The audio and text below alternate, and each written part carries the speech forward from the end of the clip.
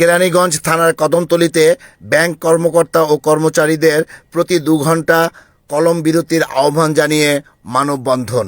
আজ সোমবার সকালে ঢাকা জেলার কেরানীগঞ্জ থানার কদমতলীতে ইসলামী ব্যাংক কদমতলী শাখা সম্মুখে ইসলামী ব্যাংক সচেতন গ্রাহক ফোরামের আয়োজনে ইসলামী ব্যাংকের অবৈধ চেয়ারম্যানের অপসারণ, আমানতের সুরক্ষা, গ্রাহকের স্বার্থ রক্ষা, এস আলম ও ফ্যাসিস্ট দোসরদের বয়কট এবং গ্রাহকদের উপর নির্মম পুলিশি হামলার প্রতিবাদে ব্যাংকের সর্বস্তরের কর্মকর্তা কর্মচারীদের 2 ঘন্টা কর্মবিরতির আহ্বানে মানববন্ধনে সভাপতিত্ব করেন সচেতন গ্রাহক ফোরামের সভাপতি ও সাবেক ব্যাংকার মোহাম্মদ লুৎফুর রহমান।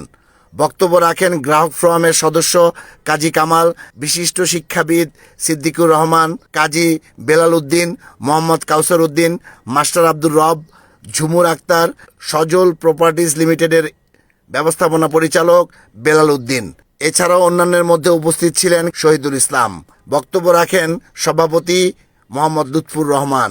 আমাদের দাবি, 1 নম্বর দাবি হচ্ছে এস আলমের লুণ্ঠিত অর্থ ফেরত আনতে হবে। এস আলম তার সহযোগীদের বিচারের আওতায় আনতে হবে। এস আলমকে ইসলামী ব্যাংকে প্রবেশ করতে দেওয়া হবে না। আমরা রক্ত দিয়ে হলো এস আলমকে প্রতিরোধ করব। এস আলম ইসলামী ব্যাংকে ঢুকার সাহস পাবে না। আমরা এই চেয়ারম্যানকে প্রত্যাহারের জন্য তারেক রহমানের কাছে আহ্বান জানাই। মানববন্ধনটি পরিচালনা করেন সচেতন গ্রাহক ফোরামের সদস্য সচিব কে এম নূর ই ইসলাম।